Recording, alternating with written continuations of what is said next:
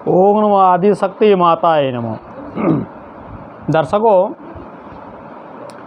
आज के दुनिया में यदि देखा जाए तो लोग तरह तरह के आपद विपद से ग्रसित रहते हैं या पार करते हैं।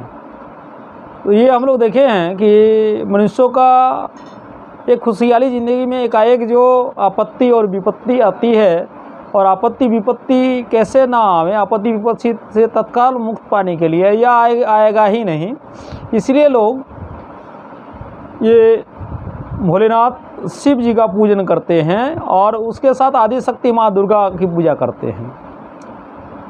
तो भोलेनाथ शिव जो स्मशान में रहते हैं, परंतु प्रत्येक जीवों को अपना सब कुछ दे देते हैं, नौछावर कर देते हैं, अपने सभी मनोरथ को पूरा करवाते हैं। वो अपने भक्तों के लिए क्या क्या नहीं करते हैं। सदाशिव जो प्रत्येक जीवों के अंदर है, वो जीवों की हर तरह से मदद करते हैं। तो वो पंचभक्त शिव की महाशक्ति षोडशी माँ दुर्गे, अगर जिनकी पुत्र नहीं हुए उनको पुत्रवती वो होते हैं तो सभी मनोरथ प्राप्त होते हैं, और सभी दुख से तुरंत निवारण करने वाले माँ षोडशी का बारे में आज चर्चा करेंगे। तो ये महाशक्ति षोडशी आज का चर्चा का विषय है, महाशक्ति षोडशी।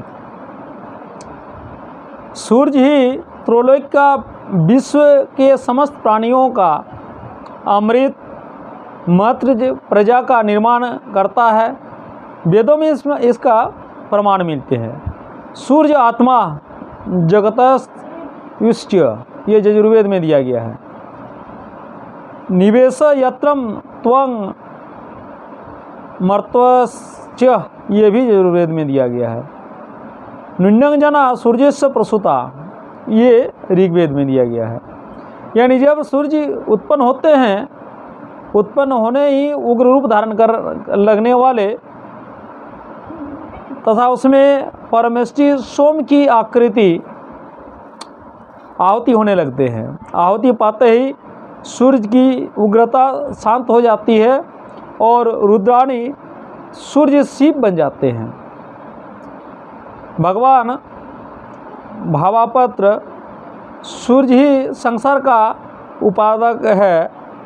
विश्वात्मक सूर्य ही पृथ्वी, अंतरिक्ष और द्योलोक रूप त्रिलोकी का और उसमें रहने वाली अमृत मर्ता प्रजा का निर्माण करता है। इस शिवात्मक सूर्य शक्ति को तंत्र शास्त्र में पंचवक्त्र शिव को की महाशक्ति कहा गया है। उस शक्ति का नाम ही षोडशी है। जिस तरह अग्नेय रुद्र की शक्ति तारा है, उसी तरह पंचवक्त्र शिव की शक्ति का नाम षोडशी है।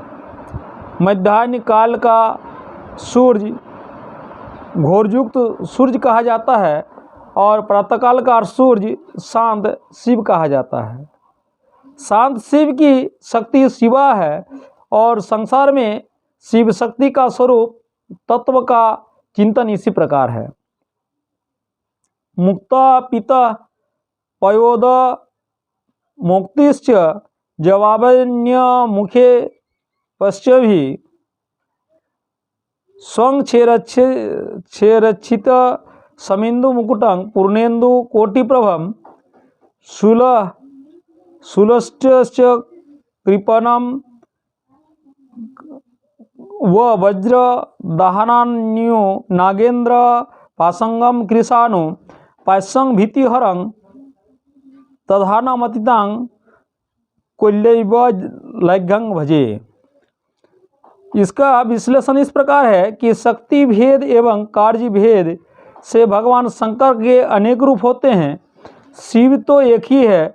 जब वह सूर्य रूप में 5 दिशाओं में व्याप्त होते हैं तो पंचवक्त्र पंचमुखी बन जाते हैं।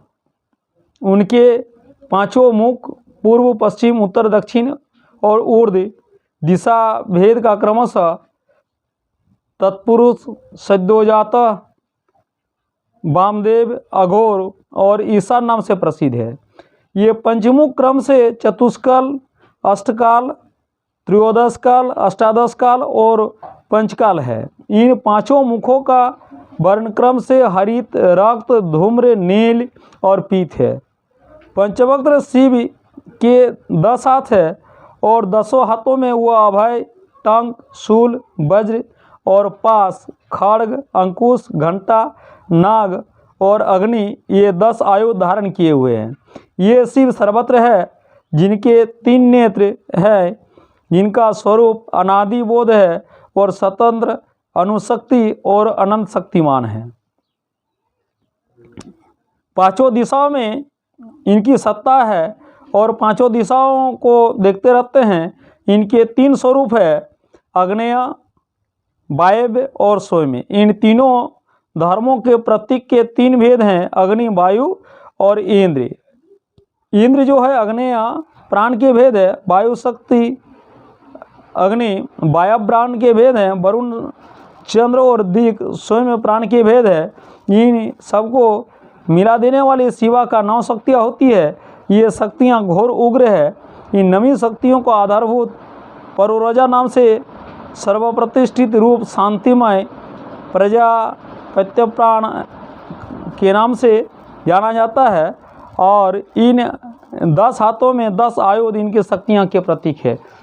इतना ही कहकर मैं आगे का वीडियो में ये व्यक्त करूँगा कि ये षोडशी को कैसे प्रसन्न किया जाए। ओम नमो आदिशक्ति माताय नमः। यदि वीडियो अच्छे लगी तो please like and subscribe my channel, ताकि मैं इस प्रकार से वीडियो बनाते रहूँगा और हिंदू धर्म ग्रंथों को आगे बढ़ाते रहूँगा। ओम नमो आदिशक्ति माताय नमः।